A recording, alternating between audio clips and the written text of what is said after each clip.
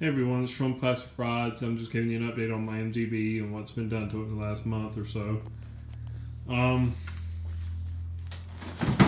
had my floor pans replaced. You can't tell, but all that back in there was rotted out. The whole floor pan was rotted out, as you've seen in previous videos. Trunk's been replaced.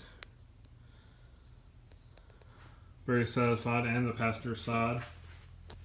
You can come over here.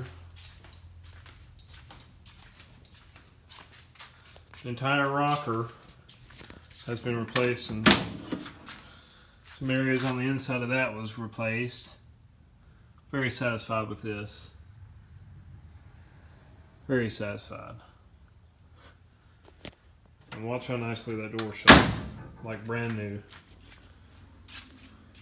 Like I said earlier, the trunk was replaced.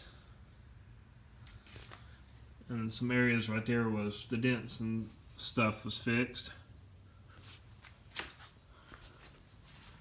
And of course this was fixed. Whoever had the car before us 20 something years ago or so pinch welded the fender to this right here, and it just, when we tried to pry it off, it tore this entire piece, all the pieces.